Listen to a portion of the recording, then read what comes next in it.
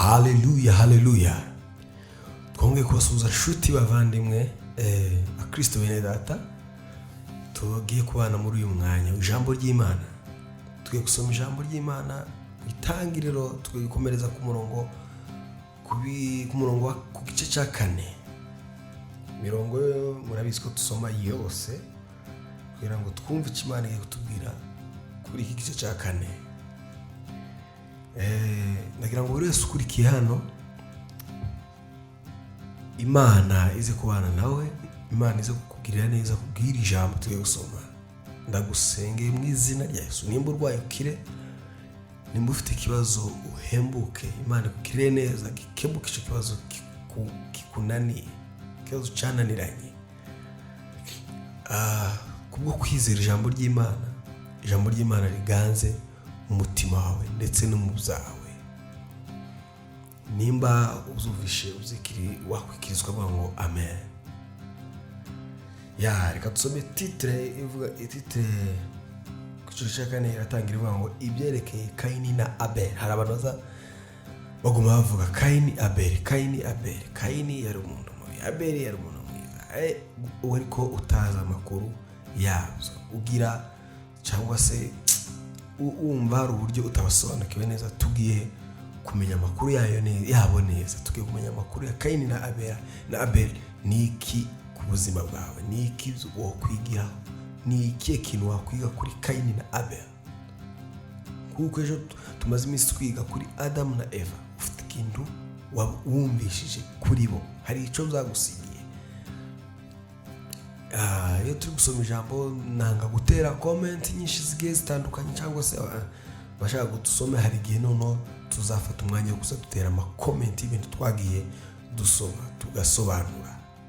Ariko n'ubu ngubu ndabizi neza umwuka arabaganiriza. Ijambo ry'Imana bisaba kubisobanura cyane no gusoma gutya. Ijambo bwaryo ryifitiye imbaraga zo gusobanurira. Iyo usoma ijambo ry'Imana wasenze, uri mu mavuta, umeze neza, urumva Imana irakumvisha, yohereza mwuka wera akaza gusobanurira. Tudatinze umurongo meraga ngo kandi uwo mugabo atwika Eva umugore we inda, abyara Kayini. Aravuga ati mpeshejwe umuhungu n'Uwiteka. Arongera abyara Abeli murumuna wa Kayini. Abeli aba umwungeri w'intama, Kayini aba umuhinzi.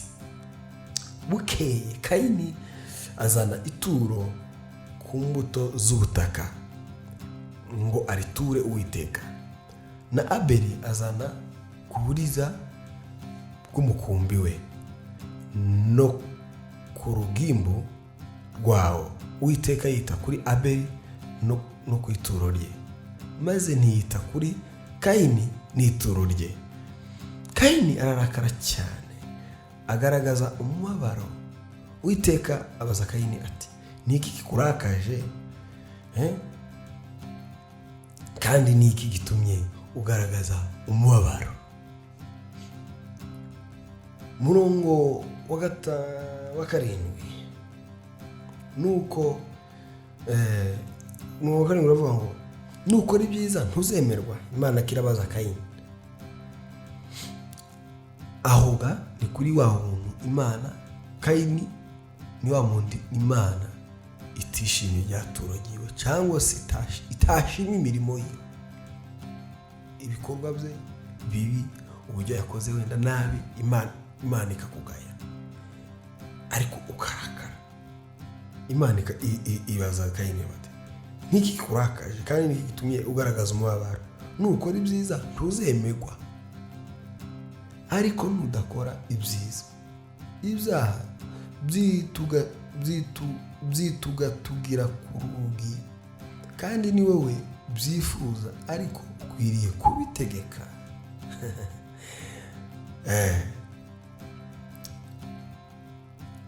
Kayini ayibwira Abeli murumuna we, kandi bari mu gasozi. Kayini ahagurukira Abeli murumuna we aramwica. Murongo wa 9 Uwiteka abaza Kayini ati Abeli murumuna wawe ari? aramusubiza ati ndabizi se, ndi umurinzi wa murumuna wanje 10. aramubaza ati icyo wakoze ni iki? Ijwi ry'amaraso ya murumuna wawe rirantakira ku butaka. Iyo wakoze neza, iyo uhuye n'ikibazo warakoreye Imana, ukorera Imana, ijwi amaraso yawe cyangwa se agahinda kawe no gutaka kwawe bigera ku Uwiteka iyo wakoreye Imana neza. Urabona Abeli yatanze ituro ryiza rivuye ku mutima, akora neza. Ubwo ni urugero wenda rw'ituro, ariko kuko ndashaka tuvuge wenda no ku mirimo myiza wakoze. Iyo wakoze neza, niyo uhuye n'ikibazo ugatakira Imana buke gusa, Imana irakumva. Ahubwo ni urugero hano Imana wenyine yaravuze ati ijwi rya murumuna wawe ryangezeho ijwi ry'amaraso ya murumuna wawe rirantakira ku butaka, rirantakirira ku butaka. 11. noneho uri ikivume, ubutaka bwasamuye akanwa kabwo kwakira amaraso ya murumuna wawe, ukuboko kwawe kwavushije. Nuhinga ubutaka uhere none ntibuzakwemerera, umwero wabwo uzaba igicamuke n'inzererezi mu isi. Kayini abwira Uwiteka ati igihano mpannye kiruta icyo nakwihanganira. Dore unyirukanye uyu munsi ku butaka, no mu maso hawe nzahahishwa, nzaba igicamuke n'inzererezi mu isi, kandi uzambona wese azanyica. Uwiteka abwira Kayini ati nicyo gituma uwica Kayini azabihorerwa 7. kandi Uwiteka ashira kuri Kayini ikimenyetso kugira ngo hatagira umubona akamwica. Urubyaro rwa Kayini, tugeze ku murongo wa 16. Nuko Kayini ava mu maso y'Uwiteka atura mu gihugu cy'Inodi, mu ruhande rw'iburasirazuba rwa Edeni. Kayini atwika umugore we inda, abyara Henoki, yubaka umudugudu awitirira umwana we Henoki.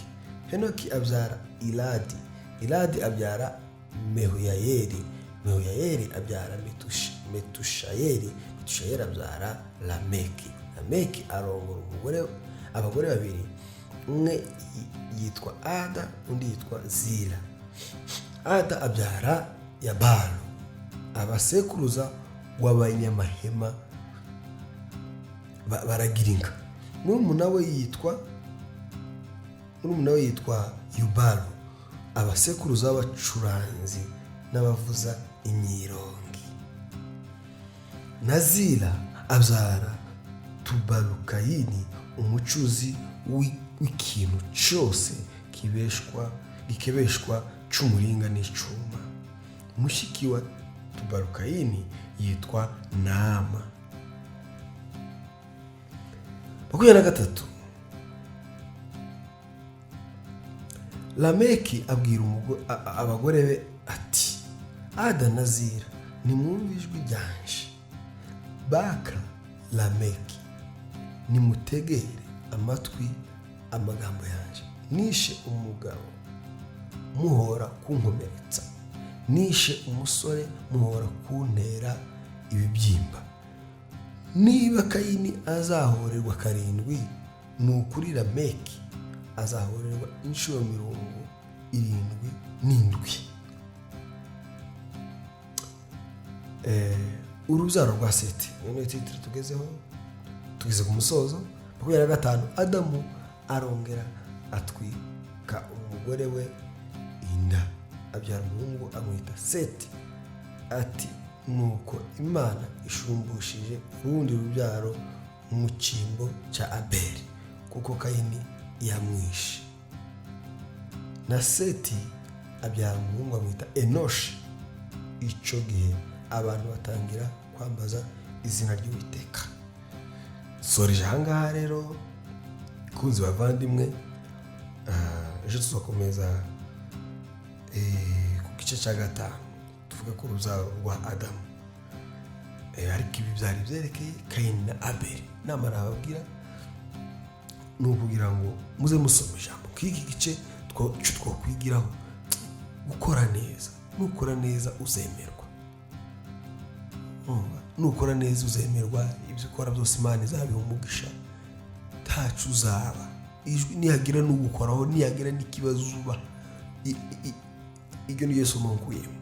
Nihagira n'ikibazo uba, ijwi ryawe rizagera kuwiteka, rizagera kuwiteka. Gutaka kwawe Imana irakuzi. Mwami Imana yo mu ijuru, ise w'umwami wacu Yesu Kristo, turagushima ko Imana igira neza. Imana iduhaye uyu mwanya kugira ngo tuganirize abantu bateze amatwi y'umwanya, bateze amatwi ijambo ryawe. Ubagirire neza, bamenye neza yuko gukora neza ubahemba. Iyo ukoze neza ugirirwa neza, ineza uyisanga imbere, kandi n'inabi ukayisanga imbere. Kora neza ugifite uburyo, kora neza ugifite umwanya, ibyo bizakugarukira waba ukiriho cyangwa utakiriho. Oh, haleluya, haleluya, haleluya. Umuntu wese uteza uyu mwanya amatwi, ndamusenge mu izina rya Yesu Kristo umubashishe gukora neza, nawe ubwe ntiyakwishoboza. Turagira ngo Mana utugirire neza, ukize indwara, abarwayi bakize. Uruko nsenze urabizi, simpemba kutabasengera, mbora nifuza gusengera abarwayi. Bagirire neza abo abaganga bavuze ngo byararangiye, ahantu abaganga bavuga ngo uyu mwana utazakira, umuhaye iki n'iki, afite indwara idakira, ngo azitaba Imana, agomba gupfa. Wigiye cyo turabona byanze, aho ngaho ni useruka ugatabara. Kuko iyo urebye umuntu umureba mu ishanga rikomeye cyane, nta na kimwe kikunanira. Mana urashoboye, uri igihangange, urakomeye mu isi no mu ijuru, ntawuhwanye nawe. Urakoze rero kuri Imana igira neza, urakoze kukizijije indwara, urakoze guhembura imitima, urakoze gutanze imitima yo gutuma abantu bamenya neza ko bagomba gukora neza mu gihe bariho. Tumaze iminsi twumva abantu bitabye Imana, ariko Mana twebwe uracyadutije ubuzima. Reka dukore neza mu gihe tukiriho, ejo natwe tuzataha iwacu ni mu ijuru. Ejo n'ejo bundi tuzogenda, ariko si tuzosiga inkuruki imusozi. Niki Abeli yasize inkuru nziza imusozi yuko yakoze neza, Imana ikamwemera. Wowe ufite mirimo ki nshuti yaje uzerekana? Haleluya, haleluya, haleluya. Hezekiya yibukije Imana imirimo, Imana iramwibuka. Wewe ufite mirimo ki? Ndakwinginga kugira imirimo myiza usiga imusozi ukiriho, ugifite ubwo buzima. Bena chance barembye bavuga ngo ubuzima nibwo bwa mbere, ubuzima nicyo kintu cya mbere. Ifeza n'izahabu n'imigisha y'abariho, ariko Imana ibyo yadukoreye nibyo bikomeye, nibyo bifite icyo bimaze. Kuba ukiriho ni ikintu ugomba guhaguruka ukavuga ngo haleluya, ushimwe Mwami kuri Imana igira neza. Kora ugifite uwo mwanya. Umere nka Abeli, nugira ikicuba, nugira amaraso yawe azagere ku Uwiteka. Urakoze Imana kuzumvishije mu izina rya Yesu Kristo, amen.